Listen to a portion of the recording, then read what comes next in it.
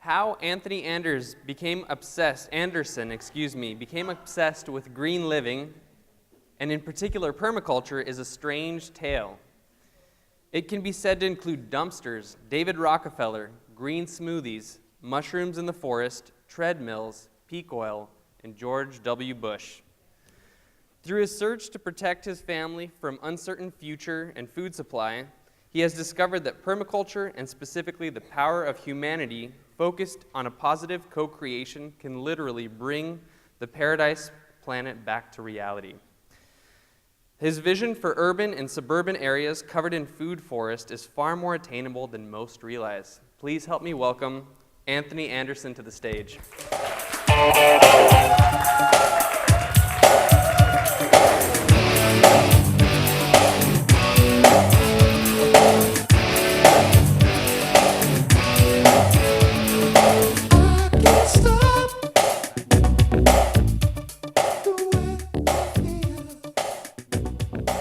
1, 2, 3, testing.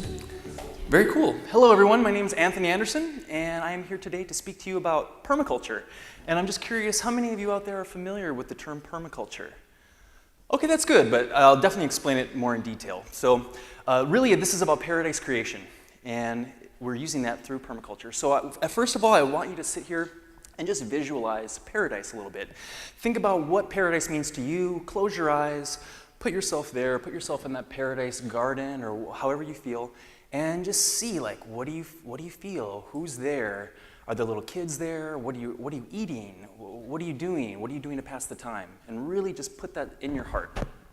Paradise, visualize that. This will come back later because it's really important. So my origins, I'm just going to give you a little bit of a background about my story and how this all came about. This is pretty crazy. This is actually a seedling from a black sapote that I ate in Mexico City for a modeling job in 2007, and I brought the seeds back, and I started it in my apartment in New York City, and it's now 6 years old, and it's about 7 feet tall in my friend's apartment on the Upper West Side. It's like the only tree that I've ever grown by seed. It's very cool. Yes, exactly. She lives in Miami or Southern Florida? Yeah, so we have to find a home for this tree. It's crazy. Oh, that's me. I'm just trying to win your affection by showing you a baby photo. Little permaculture guy, very happy. I was born in Minnesota. I'm almost 32 years old. This was me in Phoenix. This is probably the first tree I ever planted. Is the microphone okay? Is it a little loud? It's good? Okay. Cool. Perfect. This is actually a citrus tree that I planted as a young boy. I was probably 13 years old, and my sister found that photo maybe a year ago and sent it to me, and I totally had forgotten about this. Middle-class life, Minnesota, nothing too extraordinary. My parents were super good. Everyone's very normal. I have twin sisters. This was my high school graduation. I was a little bit thicker. I was eating a lot of processed foods. I was around 190 pounds, and right now I'm about 165. And yeah, just kind of on that path. You know, I was going to school to become a financial consultant, and I graduated and everything with a business marketing degree, but I wasn't really sure what I wanted to do yet. I was so busy with life that I had no time to think about my passions with work and school. And somehow I got into modeling. Some people suggested it, and I figured I might as well try it because it was a good opportunity for me to travel and not have to spend much money after college. I really wanted to travel more, and as soon as I got my degree, I really wanted that freedom. So somehow I got into modeling. Don't hold it against me. The funny thing is, though, because I was modeling, these are different people. When you're a model, believe it or not, you don't have to use your mind all that much. So you have a lot of free time. You have a lot of free time to fill that space with good stuff or bad stuff. And I was living in Paris in 2003, 2004, and I started reading a lot of books because I was finally finished with college, and I just had that time now. I didn't have a TV for the first time in my life. I had like a Discman that I had to hold like tight so it worked, and this is, yeah, I feel like a long time ago. And so I started reading this book called Walden by this crazy guy, Henry David Thoreau. And this was written in the 1840s, and he was a young man when he wrote this. He was a prodigy of Emerson. And he wrote a lot about simple living and just really getting to the core of life. And he spent about 2 years out in the forest near his mother's house in Concord, Massachusetts. And I think he really came to some awesome epiphanies out there. And that really touched me because he was living simply, and it really, really touched me. This was a replica of the cabin that he built. He built his own cabin, and he was talking about, if I could build myself a cabin, it'll cost me the same amount that one person will spend in rent for the whole year. And he's writing this back in 1848. So these ideas were starting to kind of flow into my mind, which wasn't being occupied by work. Here are some of his quotes. "The mass of men lead lives of quiet desperation. What is the use of a house if you haven't got a tolerable planet to put it on?" And he wrote this in 1848. "Thank God men cannot as yet fly and lay waste the sky as well as the earth. Success usually comes to those who are too busy to be looking for it. And our houses are such unwieldy property that we are often imprisoned rather than housed in them." And so I was 23, I'm reading these books, and I was pretty impressionable, and it really changed me, almost for the worse in a way, because it's like you go on this path and you can never come back. However, though, I was doing all this modeling stuff, and it was really working out really well. I was focusing, I was eating healthy, and then when I finally moved to New York City in 2004, 2005, I developed a bad habit of wild food foraging. And this is Steve Brill, the wild man Steve Brill, and I got into this, and because of modeling, I was much more motivated to take my health seriously, because I had a college degree, and the first year in Paris, I made maybe like $4,000. So I was like, what am I doing? You know, this is fun, but I need to be real here. So once I got to New York, I was like, I'm gonna eat super healthy, I'm gonna really do it right. And I got into wild food, and these are some white mulberries. If you're ever in Central Park, it's amazing. It's a forest garden, it's a food forest, it really is. Those are June berries, and those are violet leaves that you can eat. And the first time I ate violet leaves, I had crazy diarrhea, but afterwards it was fine. I also developed another really bad habit in New York. When a lot of people go to New York, they develop bad habits. Mine was dumpster diving. Crazy.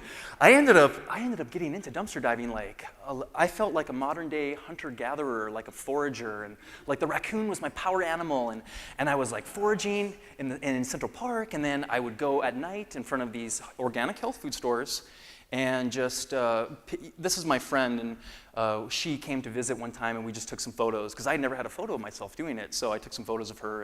And in New York City, it's really cool, because you can just touch the bags, and you know which bag is the produce bag. And I've never gotten sick, and it just, you come across so much abundance, it was ridiculous. And what happened at first was that I was living with 4 Brazilian roommates, like in the model apartment. And you only have so much real estate in your fridge, you know? So if you're coming home every night with like 10 pounds of kale and apples, I had to start juicing them and blending them. So automatically, in 2004, 2005, I just started blending and juicing, but I had a really bad blender. And then I read about Green for Life, Victoria Butenko. And then everything was making sense because I had been doing this and I felt so amazing. And I was like going to the bathroom 4 times a day, and you just feel like there's so much fiber, it's crazy. That's me. I would do some catering stuff on the side and bartending, and once there was a job with, not common, but it was at a lingerie place or something, and there was a naked lady on a table, and they surrounded her with figs and berries, and then we had to walk around and pass hors d'oeuvres and stuff. And the entire night, I was plotting about how I was going to get all that fruit home with me, you know? I could care less about the lady. I was like, how am I going to get those figs? And obviously, I was successful. But in the meantime, I'm still doing modeling, and I was doing really well, and I still do, but I was working a lot, and I was crediting it to my diet and my lifestyle. I was very healthy, and I still am, and I just felt more, it was more of an emotional thing too. You really feel like you're on the level with people, and you can go to a casting, because with modeling, it's almost like you're going to a job interview every single day. You know, I have to go and meet these people, and they're often not in a good mood, and you just really have to have, you have to be composed. And I felt like the food really was good for me for that. So I target billboards and stuff, and I'm certain that I was the only person with a billboard in Times Square that was eating garbage in a dumpster. I'm sure of it, it has to be. It has to be true. If not, I'm very surprised. So what happened was I started thinking about life, and especially with this Walden stuff that I've been reading, and I got down a whole rabbit hole of different books. And what happened at first was that it was a little bit negative, because you kind of go through that wake-up period, and things can be a little unsettling at first. You really get the grasp of the environmental crisis and some other the social crisis and everything. And this talk is definitely about positive solutions, but I just kind of want to touch a little bit on what I went through because I was a very angry young man for about 2 years or 3 years.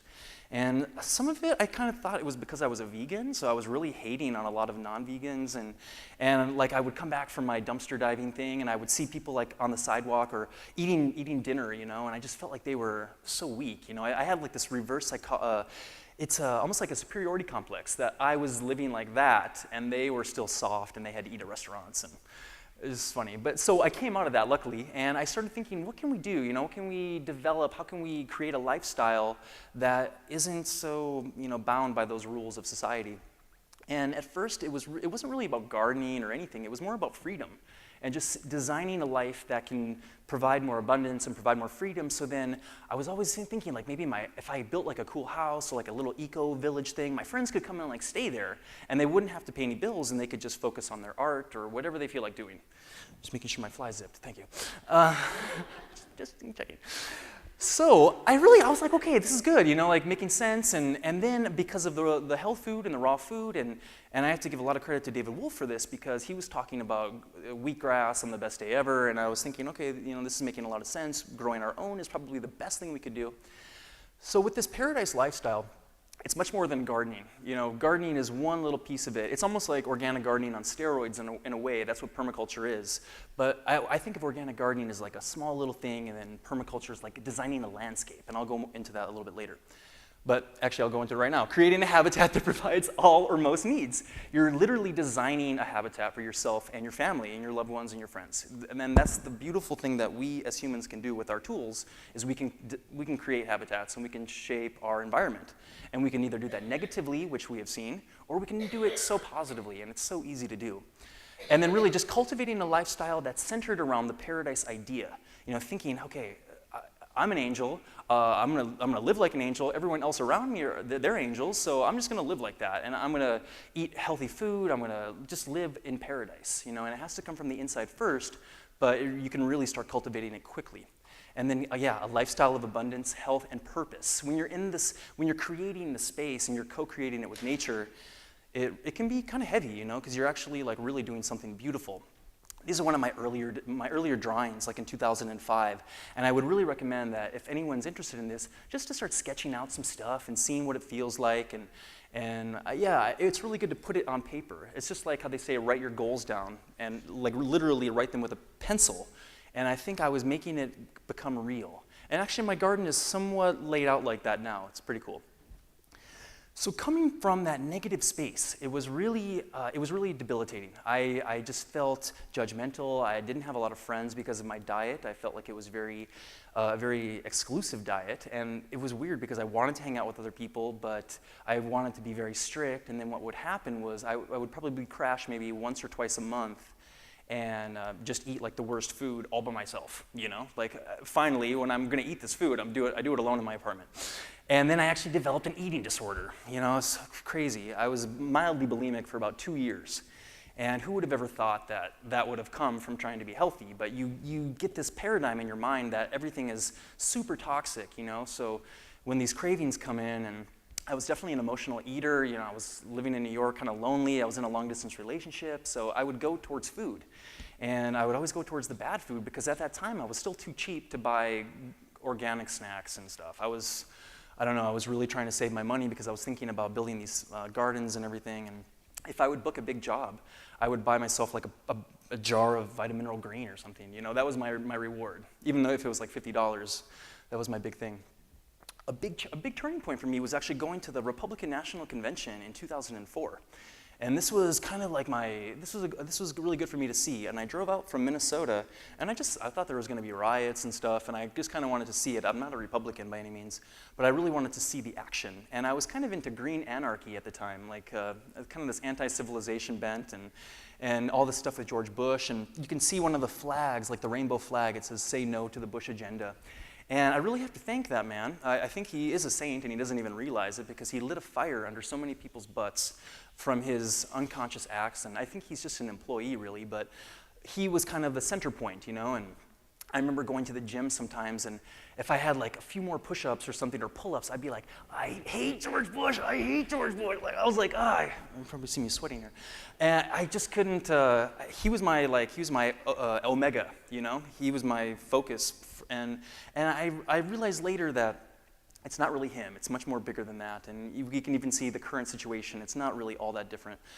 And what a big thing for me was seeing all these protesters. And I kind of marched in a thing once, but I wasn't doing anything like this. God bless these people. They have a lot of courage to do this stuff.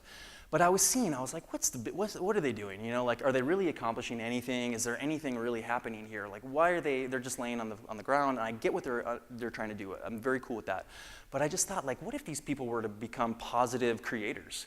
And this is just one small little group. I mean, we're talking like 100,000 people marching down Broadway earlier that day or something. And I was thinking, what if these people were just like planting a tree? Like, if each of them planted a tree once a week or something, or got into this permaculture idea or this paradise lifestyle idea, how powerful could that be? Instead of just walking around with a sign and asking the government not to do bad things. I don't know. It just seemed a little counterproductive. And I think that our energy is much better spent on good stuff.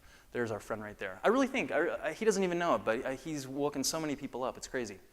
So the best use of our energy, it really is about exposing ourselves to positive ideas and people. I don't want to break the rules here and read my slides, but investing in our freedom, protecting and healing landscapes. And that's a big thing too, where we can see in the environmental movement a lot of people trying to protect, which is cool, but they're trying to protect something that's still there. They're not really thinking, I can actually heal the degraded landscape already, which is actually very easy. It's far more productive, and it's actually, it touches people more when they see like a flat field, and then you turn it into lakes and hills and trees, and that's very, very easily done, because if we're sitting here and if we're chaining ourselves to a tree or up in the tree somewhere protecting one tree, again, very honorable, but that same person could have planted 10,000 trees in that time frame. There's a lot to be said for the positive creation. And then again, what could millions of these protesters positively co-create? If they were really focused on just ignoring this negative stuff to a degree, not being ignorant, and just focusing on positive creation, because it's so much more powerful. And then that really comes down to, what can we co-create? What can we co-create in our lives? What can we cultivate? So I started getting into gardening a little bit, and I was designing this thing in my mind, but I wanted to do it in person first while I was living in New York. And I was working with an older gentleman who's since passed away, but I got him onto green juice, and I was making smoothies for him, and making sure that he was going to the gym on the treadmill and stuff, and we would go on the treadmill every day, and within two months, he was getting all these compliments on his skin, and he's like, it's Anthony's green Drek. He makes me drink. It's Anthony's green Drek. That's what you call it. Because I was always making him green smoothies and stuff. And so he was kind enough to let me do this little square foot garden, which is like a pyramid style, on the 16th floor of his place on the Upper East Side. And then I think within like a month or two, at the most, it turned into that. It's amazing when you don't have pests bugging your stuff. It can really grow incredibly fast. And then he actually wanted to add on a little add-on there, and then we put Mr. Owl there to scare the pigeons away, which actually didn't work, and a family of pigeons moved in after I'd been in Hong Kong or something, and he sent me some photos, and he said, there's baby pigeons in the garden, and he said, I've never seen a baby pigeon before, and now I think it really touched him, because he was like 65, and yeah, it really meant a lot to him. So just staying on, a lot of green juice, probably a little too much green juice, probably a little too much. When you're dumpster diving, seriously, it's crazy. And then I became like this raw food blogger, and I was using the modeling stuff to kind of get people into it, because I thought, okay, maybe they'll see some of these jobs that I've been doing, and I could hopefully influence some people. And this was at Raw Spirit Fest 2008. So I started speaking about raw food, and I was just like this hardcore raw vegan person. But what happened was my dietary choices started to change a little bit. And my digestion wasn't so great, and the whole eating disorder thing wasn't so great. And also, I wouldn't say a lack of energy, but it just didn't feel as awesome as when it started. And I was kind of tired just hanging around raw vegans all the time. No offense, but I wanted to hang out with more people and have a social life, and I was always hungry. I don't know if anyone else has experienced this, but I was constantly snacking, and I was like this big food nerd. I was always thinking about my next meal, and I was just really over that. So I started adding in some eggs, And my ex-girlfriend at the time was really good about that. She's like, you should add in some eggs. And then I started doing some goat kefir. And seriously, within a day, it totally changed me. I was satisfied. I had no more cravings. I felt like I had my life back. And I would just drink this kefir. And whatever works for you is good. But I realized that a higher fat diet was much better for me. And I was just like very satisfied. Because I was trying to think like, oh, I need to do greens and fruit. And that's good for a while. But I think sometimes we can get stuck in this paradigm where what's good for a couple weeks or a couple months might not be good for the rest of our lives. And there's no reason to like knock that diet. It's just a thing, you know. And like, let's say 2 weeks ago, I was drinking maple sap. I was drinking six liters of maple sap a day. Not maple syrup, maple sap before it's reduced, so it's very light. And having some eggs at night. And that's all I would do, you know. So what kind of diet is that? It's just weird. So I decided, and maple sap is awesome, and it's past now, but next year, really try and get some. I was realizing that these dietary choices are just dividing everybody. You know, we're all for organic, we're all for real food, and you just see the banter online and people just yelling at each other, and there's a lot of hurt feelings when the real enemies are, you know, up the street and in town here. So focusing on the bigger picture, again, organic, local, homegrown, everybody can agree about that stuff. It's really easy. There's nothing to fight about that. Focusing simply on real food, you know, no chemicals, no GMOs, not even the organic stuff in a way, just natural, chemical-free. So I started teaching more about gardening. This was at Whole Foods in Arizona, and we did a little garden demo and just getting kids into it, and I had this idea called replanting paradise at first, but I think grow paradise is better. This is at Erewhon talking. This is in California, just giving kind of a little download about different stuff that we were making. We were making a lot of ferments and chaga tea, and I was talking about the gardens a little bit, but it was more about health food. I was really humbled by my transition because I was such a fervent believer of raw veganism. And after I switched, you know, a lot of people give you crap, and I was even questioning myself as well. I was like, well, maybe I should just keep my mouth shut because, you know, maybe even if it is working for me, I was talking about raw veganism way too much, and now I'm eating organ meats and, you know, all this stuff. So I'm just gonna like chill out a bit and just talk about permaculture, which is better anyways. I mean, because permaculture is organic food. So what exactly is permaculture? Permaculture is basically edible landscaping. That's what I like to tell everybody that is new to it. It's edible landscaping. Everything has a use. You plant trees that give you food. You have pets that feed you or help you. You know, everything is a good cycle. And it's really about designing a paradise lifestyle. And it's, you know, designing that physical habitat for you and your kids and your parents and everybody. I mean, what better thing than that? And then I realized that it really does cultivate true freedom, you know, not the branded packaged freedom that they talk about, like real freedom where you have your health back, you have your, the expenses for life are way lower because all your food is becoming free. You can design it so your energy is free. You can build your house so your house makes you money with energy instead of costing money. A lot of stuff like that, and it was just all about the freedom. Like, wow, people could actually totally liberate themselves and not have any headaches. And then the connection with the divine, I should have capitalized divine there, but there's something very amazing when you walk into these spaces and you realize that you've created it. You've co-created it with nature, and you hear the birds and you see everything around you, and you're standing in the middle of it and you're like, wow, I created this with nature. It's a very beautiful feeling. And it's easily attainable. You just have to start doing it. And with permaculture, it's based on biodiversity and different layers. I'll get into that in a little bit, but it's far, far less inputs needed for the production. You save the expenses, you save energy, you save so much time because basically after a while, all you're doing is harvesting. It's really based on perennials instead of annuals. So you do a little bit of mulching and cutting some grass back, but otherwise you're just harvesting all the time.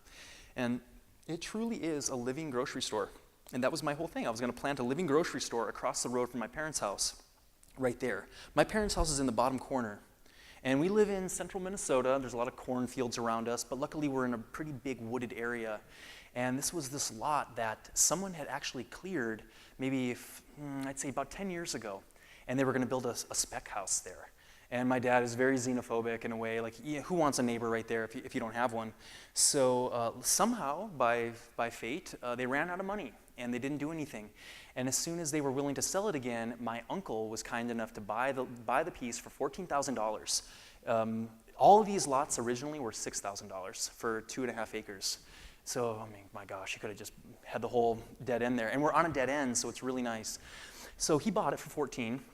And then I originally was going to do something in Woodstock, New York, like a 5-acre thing, and I still have that land, but I thought the best thing I should do right now with the money that I have is set up this living grocery store across the road right there. So I talked to my uncle, and he sold it to me for the appraised value of $22,000. And then, very fair enough, I would never expect a deal, it's okay. He's just my uncle. That's okay. It's fair. I had a well dug. The well was drilled in maybe a couple months afterwards. It was like $6,000 for the well, but I figured, now I have water independence as long as I have the electricity to pump it.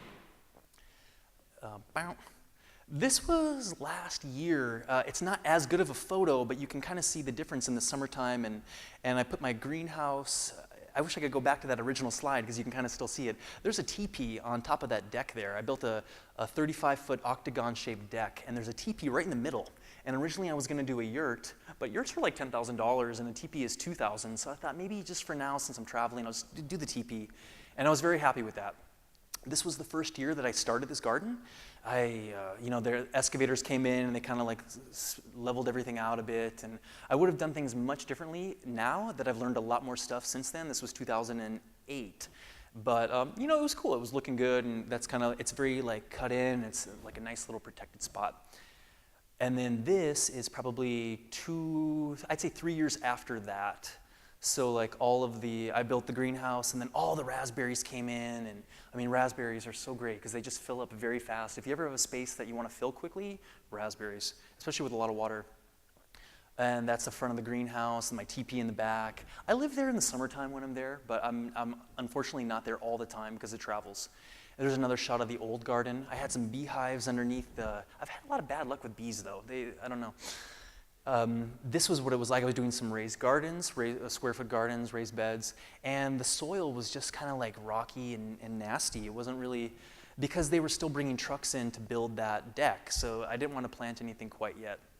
But then this was in the spring, and then I planted everything, and this was in the summer. So it was definitely really fast. That's my mom there. This was actually on my birthday. That was in mid-June, and it was coming in really nicely, and that's what it looks like now. Where she's standing right there, she would be inside this thing. I had to protect it because there's a lot of deer. And then I just covered it with white clover. I'll show you a little bit later, but this white clover down there, and it just completely covered everything, and it basically can grow on gravel. And I started building a greenhouse because I wanted to grow some, at first, tropical fruit, which was a big mistake because it's just too much. But I was growing like persimmons and figs and kiwis. And so I built this myself. Big mistake. Have a professional build it. Trust me, it's worth it. They gave you a deal, if they don't do this anymore, probably for good reason, where you could supply your own lumber, and they take $1,000 off the bill. I think it was about $10,000 for this thing. And I was like, I'll do that. My dad's a carpenter and stuff, and he didn't help me cut anything, but I had to cut each piece, I had to drill it, and it just was not as precise. And by the end, I was really kicking myself because it was only $1,000. 5 years back, it didn't make any sense. And I ended up putting a hot tub inside, and it was very cool. I love walking in there and knowing that I built it myself, but it's a little shoddy sometimes. So the next one, I would definitely have professionals build it. And that's what it looks like I light it up in the it's very cool. I love that. I was like, this is actually, as I was still building it, you could see there's like tape and stuff to keep the seal. And I had to go in through that window for the first the first month. And we had it all sealed up. And then I finally got it working, and that was the next summer. And it started looking really good. And look at all those raspberries and all the mint. It just came in so fast from, really from nothing. There's nothing around it. And now it's just like completely surrounded with black currants, raspberries, elderberries, and a lot of mint and comfrey in the front. This stuff just grows like crazy. And then that was the first spring too. That was inside. So this was on Mother's Day, and I came back from New York, and I visited my mom and my parents. They still live there and everything. And this was just like going off. Like there's lamb's quarters in the back, just going off. And I don't even think they were watering it. It was just unbelievable. There was squash. Nothing was actually planted in this bed. I didn't plant anything. It was just mixed in from the soil. And I put some compost, so there were some pumpkin seeds, and then stuff just went bananas. And this was maybe the year after. You can kind of see like stuff growing up. It's just very peaceful in there. I love walking in there. And now it's like there's so many, the trees, like the fig and the persimmon, you can't even see that anymore. It's just nothing but trees. It's almost a little too much. I have to keep a fan going to make sure the air circulates. So, why paradise? Why would we even want to do this? Obviously it's quite clear, but why not paradise? Why are we not already living in a paradise garden? With all the money people have and all the power people have, why are we not doing this? I mean, it's not that much money. So it makes me think, like, do the people in power, not to say that they're to blame, because I think one of the biggest hoaxes is that someone else is to blame. It's definitely up to us, but looking back on history, it's clear that their motive is not paradise. And it was just a little bit of a culture shock at first. Not a culture shock, but just a little bit of a disappointment. And you just kind of wonder what's going on with the culture and why wouldn't they want this when it's so easy? And obviously, we are probably familiar with why they don't want that. And did we lose paradise? Absolutely. I would think the model has been shown, with the Garden of Eden, but even you can go much, much more recent and see that people were living in paradise. The indigenous peoples, everyone was very happy. Money didn't even need to exist because everything was provided for. I mean, imagine living in a society like that. I would recommend checking out the Venus Project too. It's a little technology-based, but they talk about things like this, and it's pretty cool. I wish they would get a little more into permaculture, but it's the same idea.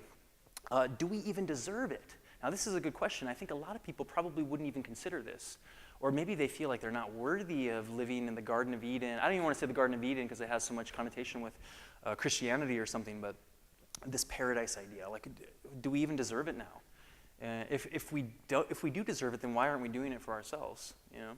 If we don't deserve it, then what can we do? And really, paradise creation. If anyone leaves anytime soon before this talk is over, just remember paradise creation. It's the biggest thing to remember. And then applying some permaculture principles to create paradise. I should have brought that down just a little bit, but again, permaculture is a design system. It was created in the early 70s by a man named Bill Mollison. He's a Tasmanian. And then his helper, Dave Holmgren. And it's a bond between permanent agriculture. Some people say permanent culture, but it makes sense with permanent culture. And it was basically designing these habitats, So applying these principles, you have the economics, you're saving on food, you're saving on medicine because you're now growing your medicine. You're growing your drugs in your backyard. So your health bills are completely slashed. Environmental, you're now building soil, you're supporting wildlife, you're becoming an island of biodiversity. Birds are showing up, amphibians are showing up, foxes, different predators, because all of a sudden there's like a healthy environment here. Now here's a big one. I think the social ramifications of this, especially problem solving for sure, raising kids in this environment. How different would a child be if they were living in these paradise gardens all their life? Constantly around things that have been created by nature and not man. How fast would their minds be working? And I think the vibration of those little souls living in those spaces is just scary potential. And another thing too is the social decisions not being based on money. Think about our lives. How many of our social interactions are based on people that it's some kind of financial connection? Either we work for someone or they work for us, or there's just a lot of that. So if we could kind of shave that down and base more of our interactions just based on liking people. And I want to hang out with you. I don't care how much money you have. I just want to hang out with you. That would be a really cool thing to see. And then the health again. Mental, physical, really emotional and spiritual especially. The health and physical, it's always going to come with this, but the emotional and the spiritual, I feel like immediately placing yourself in these spaces, you start to get healed. And I don't know what that would be. I just think it's that connection, and the healing comes from inside, but it's like there's this energy around you of what you've created. And even if you haven't created it, just being in those spaces, you feel so much more alkalized. This is a forest garden in Los Angeles. It was created maybe 15 years ago, and those are avocado trees, and I'm sitting on top of this kind of geodesic clubhouse thing that they had, and they have bananas and all kinds of crazy stuff. And then next door, and that's a further shot there. You can see that strip going all the way to the road, and then next door you can see that concrete thing that they have, and like, where would you rather want to live? I mean, it's crazy, right? And this is all man-made. People planted the whole thing. It's just really, really beautiful. And now I think about 12 people live on this property, and they have small little eco-pods. Each person has a little eco-pod. Some people live in the house, but not too much. They kind of there's one down there underneath that dead pine tree branch that's sticking out. So the one guy that I was talking with, he's like, yeah, I get to live underneath a lemon tree. Like I've always wanted to live like under a citrus tree before. And now I live there, and I open it up and I'm my little pod, and they don't spend any money on food anymore because they've grouped up like bulk purchases, and then they have this. So I think their food bills are maybe like $10 a month or something each. It's very low because they're buying all their grains, all their pulses in bulk, and they operate a CSA out of there. They don't grow for the CSA, but they're the people that distribute. So then they get that as well, and then now they don't have any food bills, and they're all eating healthy food. And again, like look at this, nature, biodiversity, everything's different layers. This is what Mother Nature intended. So when you walk into a forest or a jungle or the desert, what do you see? You usually see different plants. You don't see all one plant. And it's a lot of plants that live for more than 1 year. And that's known as a perennial. And a polyculture is growing different stuff, poly. The furthest away from that is the annual monoculture. And for some reason, that really dominates our culture right now in our society. It's these annual monocrops. And it's the most energy intensive. The food shouldn't even be eaten. It's just ridiculous. And it takes so much energy to maintain that because Mother Nature wants to be a forest. She wants to be a wetland. She wants to be a jungle. And if you let her alone long enough, slowly you start to see that succession coming back. But you just have to step back a little bit and give it like 5 years. And then you start to see dandelions popping up first. And then you see some small bushes. And before you know it, some nitrogen fixing trees show up out of nowhere from the birds probably. And then it comes back. But these people want to keep their fields, so every year they have to clear cut the field again and spray it, and it's just so much energy to fight her. Again, you see lots of biodiversity, you see different layers. You really don't have to worry about drought tolerance because the ground is always protected from the leaves. There's a heavy layer of mulch when you go into the forest. You see everything on the ground, so it's nice and insulated from the dry weather. Deep tap roots, all the plants are working together and feeding each other. So you don't have to worry about that, and then it's just soil. Everything is protected. And not only is it protected, but it's creating more soil. That's nature. This is a durian tree in Malaysia that I saw. I had no idea they got that big, crazy big. So there, you don't see the Parks Department trimming anything or spraying any for bugs. There's nothing like that because Mother Nature totally takes care of that stuff. This is in the redwoods. So again, no need for fertilizers. Fertilizers are coming from the plants and the animals. This is the system that you set up. No pesticides. Again, they're coming from the plants and the animals. Herbicides, same thing. Fossil fuels, you don't need them anyways. Human labor, you don't see anybody doing anything here except walking along the pathway. So we can design that, and we can design out the labor with just a little bit of thinking. So the 6 layers. A forest can be said to have 6 layers, maybe 7 depending on some stuff. And I'll show you that in a bit. It produces food, medicine, fiber, and animal food too, which is very important. You have to make sure that you're planting stuff for the animals as well, even stuff that you don't like some little berries that you might not want to eat. They're good to plant for the birds, and especially stuff that stays on the tree all winter long. If you can plant a lot of that stuff, you start seeing more birds hanging out in the wintertime, and then it really starts picking up. So I don't know, why would people limit production to 1 layer? I think it's more of the monoculture mindset. This is what we're talking about. So this is a forest garden, and you have the canopy layer, and we can go into some examples of what would be good for that. And then you have your lower tree layer, maybe like your smaller stuff, your shrubs, which would be like currants and gooseberries and raspberries and all that. Herbaceous, let's think like basil and comfrey, and even your standard vegetables, maybe about knee high? Yeah, knee high. Stuff like that, really. Soil surface, the rhizosphere would be anything like beets and carrots. Oh yeah, they even list them too. The soil surface, so even stuff like ground clover, strawberry, a lot of cool things that can just grow without much height. And then you have your vertical layer, which is your vines. So vines could be kiwis, passion fruits, grapes. There's a lot of different stuff. Schizandra is another cool vine. And then you can just mix in everything together. And the more you mix it, the healthier it is. It's more resilient. This is a photo in Minnesota nearby my place. And again, you just see the layers everywhere. There's oak trees, and there's some hazelnuts down on the bottom, and vines. It looks like chaos, but this is like perfected chaos. This is the chaos of nature. So what could we grow? What's possible? Tropical choices. Anybody have some ideas? Anybody like to eat tropical fruit here? So some good ones are coconuts, actually, yeah, because coconuts don't put out a lot of shade, so you can plant stuff underneath them, which is really cool. Date palms are another one like that. More of a desert choice for the date palms, might be a little wet, but for tropical, avocados, mangoes, I mean, really, the list goes on and on. Imagine yourself walking through a grocery store, your favorite grocery store with all the tropical food, and just turn that into a plant. Papayas and, I mean, guanabanas, it's crazy. Temperate, cold weather, that's kind of more what I've been dealing with. Apples work really well, plums, cherries.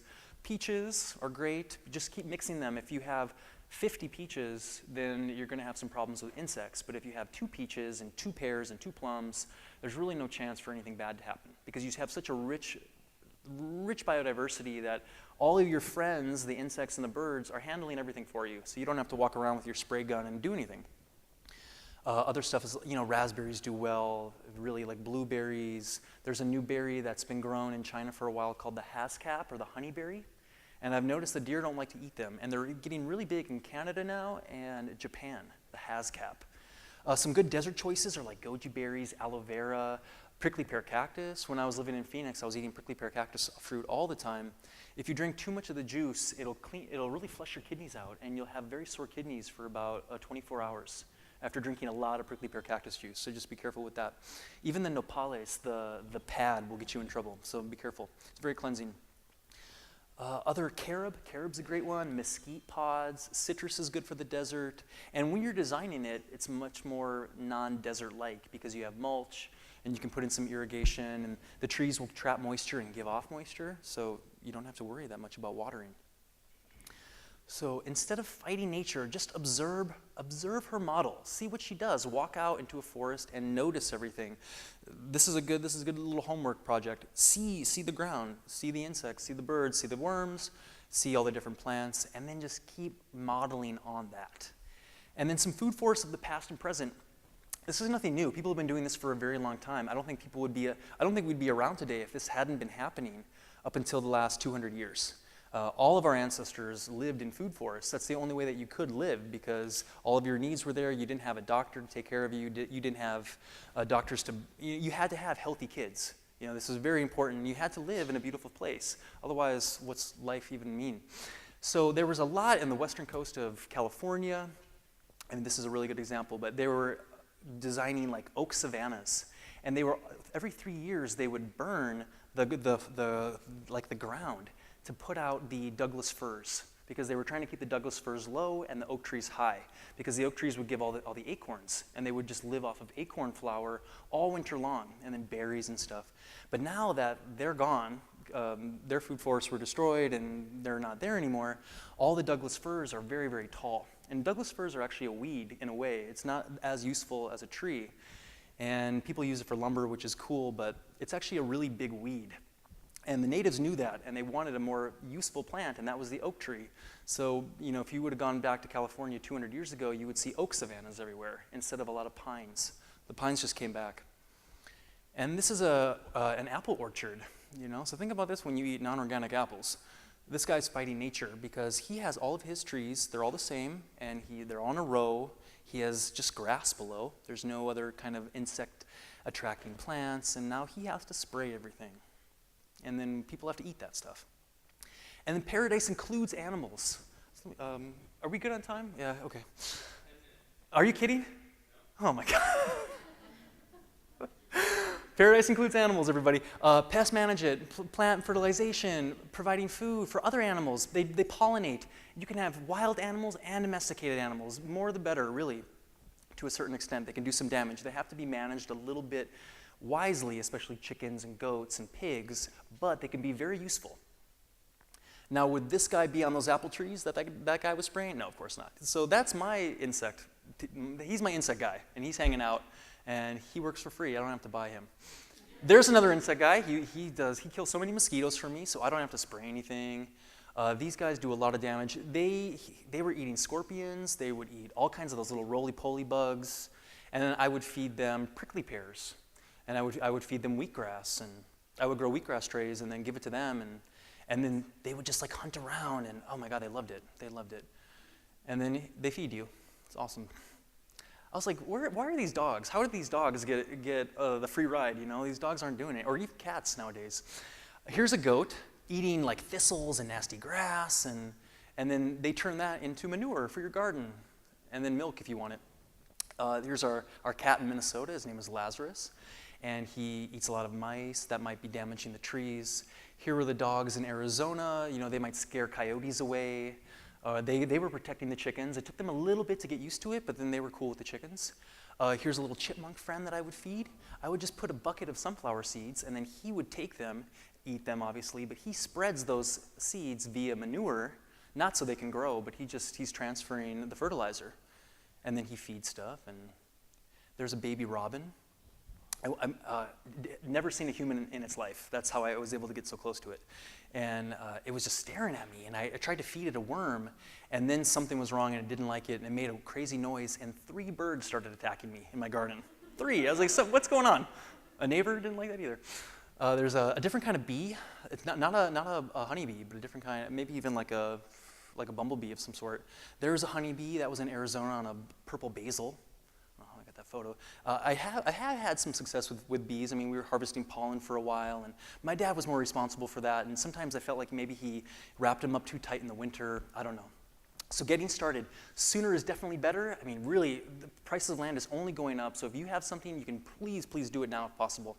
It is still available, and don't feel like you have to find that perfect piece. You can always shape that. For about $2,000, you can rent an excavator and turn a flat cornfield into hills and valleys and lakes and all kinds of stuff for maybe 2 days of labor with these machines. And then you can increase the value by $30,000. You want to think about your neighbors. You definitely want to think about water and the climate. Is this going to be year-round, or is this going to be like a seasonal thing that you visit in the wintertime, maybe like in Hawaii or something, or Costa Rica?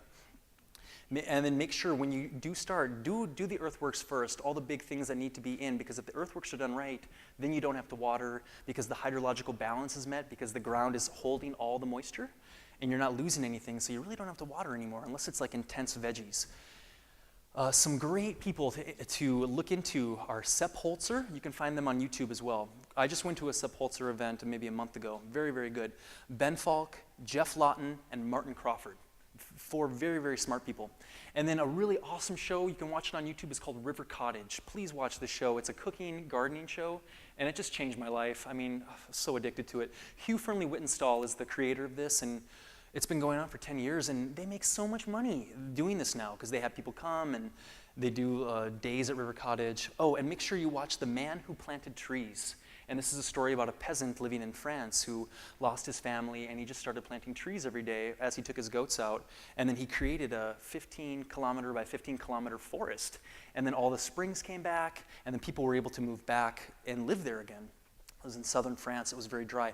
There's the book Desert or Paradise by Sepp Holzer. Very good book. It really talks a lot about the water balance and getting everything set up, building ponds. His other book is called Sepp Holzer's Permaculture, and that's also very good. Another great book to get is called Gaia's Garden by Toby Hemingway. I'd say those 3 books are probably your best bets. There's some mushrooms that I just laid down a bunch of wood chips, and then they just start popping up like crazy. And that you really have to treat the soil. You got to love the soil, treat it with love. It's a living organism. You know, make sure that if you are importing soil, make sure that it's good quality. Use a lot of wood chips. Don't mix them in, put them on top, just like nature. And then you're going to want to plant a lot of nitrogen fixers. Nitrogen fixers pull nitrogen from the air and then bring it down into the soil where other plants can then use it. So good examples of them: white clover, sea buckthorn. You might be familiar with sea buckthorn juice. It grows very fast, and it's drought tolerant, and it feeds other plants next to it. Black locust, which is it's a nitrogen fixer. Anything that has like pods. If you see any trees with pods hanging down, that's a nitrogen fixer. It's a leguminous tree. Carob's another good example. Honey locust is another good example. Focusing really on perennials more than annuals. And then also these dynamic accumulators. These are plants that go deep down into the soil and bring more stuff up to the top with their leaves, like comfrey, dandelion, and burdock. You know, they have really massive taproots, and it's almost like a tube sucking nutrients out from 6 feet down and then bringing it to the top. My hobby there is just like collecting wood chips and logs and stuff. Here's some oyster mushrooms growing on some logs, and these mushrooms will then turn that log into soil. And with David Rockefeller, I was up in Terrytown near Stone Barns, which is a cool restaurant to go visit, and you can walk around the farm and everything. And I was on a consultation, and I was showing this lady harvesting, and I was picking oyster mushrooms, and all of a sudden a carriage comes by, and it was like horse and buggy and everything, and then David Rockefeller was driving the horse and buggy, and he waved to us. And I don't know if you know about David Rockefeller, but you can investigate a little bit. And just to see him, I have 5 minutes, just to see him like staring in my eyes, like it was, oh my God. I'm not a fan, if you're wondering. Dandelion, there's my little puppy Molly with her white clover. There's some woodchucks that were living right on the side of the greenhouse, and she would always smell them. That's some more white clover around the hot tub. This was all gravel in front of the hot tub there. White clover, yeah, all gravel. It's really good. There's some nettles. Nettles are another good dynamic accumulator. And then sometimes you eat them, sometimes you feed them to the trees. And it really is, it's a living masterpiece that you're creating. You're an artist here. You are creating a work of art that is actually co-creating itself, and it's regenerating itself.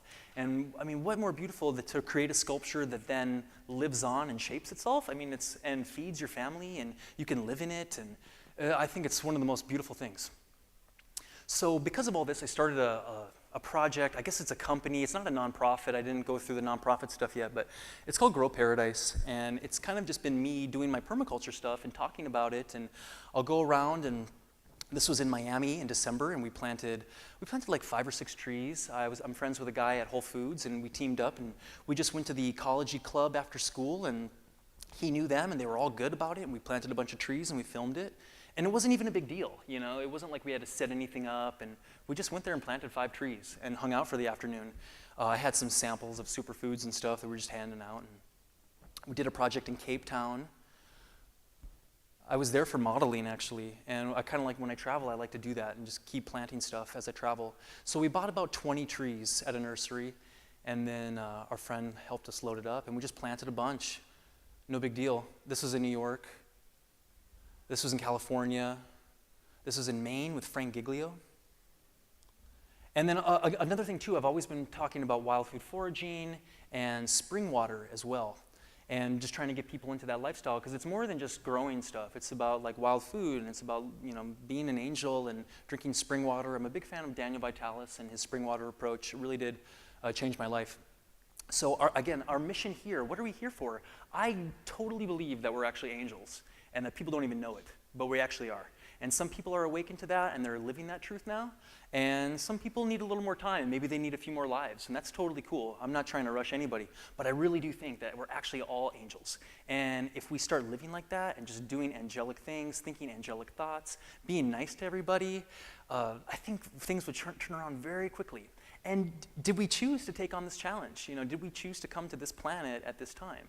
I think so. You know, obviously there's a lot of interesting stuff going on, challenges and whatnot, and obviously we came here for something, and I think all of us in the room are really focused on those positive solutions, and we know that we can actually, you know, make a change.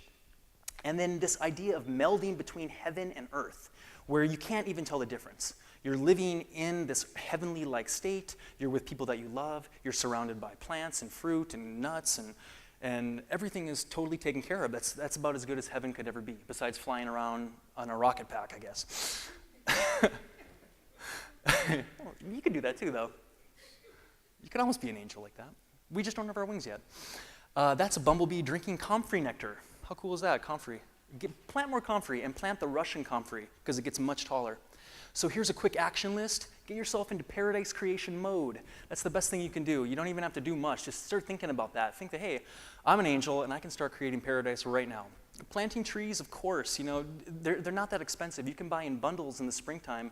They'll ship them bare root, and some of these trees are like $2 each. You can just plant a bunch of them, no problem.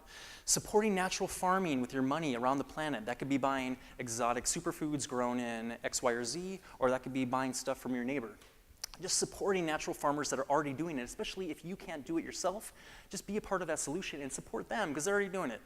Cultivating the paradise lifestyle for you and your tribe, and that could be anybody, you know, anyone that's near and dear to you. Using social media to spread that message. talking about cool food, sharing photos of your garden, all that stuff just really adds to the symphony of paradise. And then be real about it. Assume that you are the co-creator. Assume that you're the creator. And all this stuff is happening in your mind, and it's real. And you are the creator. If you look in the mirror and you want to see the goddess or you want to see God, look in the mirror. And that's it. So vibrate paradise, flowing with appreciation, vibrating feelings of being in paradise. I lay in bed every night, and I just think about that a little bit, and I say gratitude, sometimes in the morning, but usually always at nighttime, and I put my hand on my heart, and I just say thank you, and I don't even have to say it, but you just close your eyes and put a smile on your face, and you just feel those good feelings coming through you, and you just know, you just know how lucky you are, and how lucky we all are. We're so lucky just to be able to have eyes to see and ears to hear this stuff. Seeing the divine co-creators within all of us, co-creators, angels, same thing. And then knowing for real that this is totally attainable. You can easily start these gardens, you can plant stuff, it's not that much money. I mean, really for a couple $100s, you could totally change a backyard. And there's so many more people that are willing to help now, and people really get this. I was gonna sing a song, but I don't know, should we do it? 5 minutes to embarrass myself? You have to sing with me. So there's this one song, it's these ceremony songs, some of these plant medicine ceremonies out and wherever, and they sing these songs that are really beautiful. And this one was actually just called Good Where I'm From, and that's all they sang. And it goes, good where I'm from, good where I'm going to. And they say that 4 times. But then I thought, it's kind of good to say good where you're from as well, like you're forgiving somebody, like to say like, hey, oops, good where you're from, good where you're going to. And then as a society or as a tribe, good where we're from, good where we're going to. And then I can embarrass myself. I invite everyone to sing with me so I don't feel weird. And I might keep my eyes open. Because before I would always close my eyes because I don't want people to look at me, but it's okay. So remember this, and it's also, do this at home and it's a very easy song to remember. Good where I'm from, good where I'm going to. Good where I'm from, good where I'm going to. Good where I'm from, good where I'm going to. Good where I'm from, good where I'm going to. Okay, this part. 10 times. Hey, hey, hey, hey, hey, hey, hey, hey, hey, hey. Hey, hey, hey, hey, hey, hey, hey, hey, hey. Hey, hey, hey, hey, hey, hey, hey, hey, hey.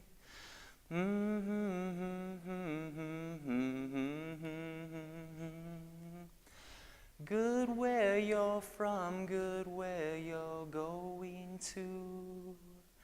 Good where you're from, good where you're going to. Good where you're from, good where you're going to. Good where you're from, good where you're going to. Halfway.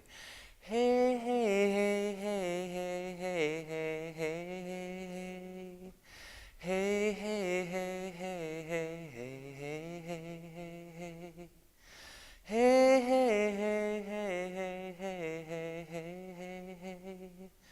Hey, hey, hey, hey, hey, hey, hey, hey, hey. Last one. Good where we're from, good where we're going to. Good where we're from, good where we're going to. Good where we're from, good where we're going to.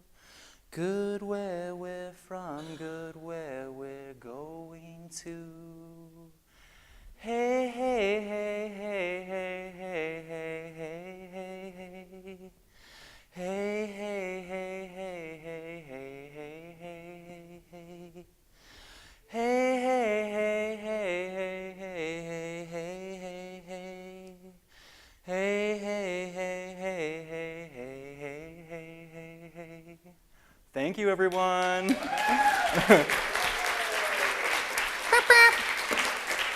Thank you very much.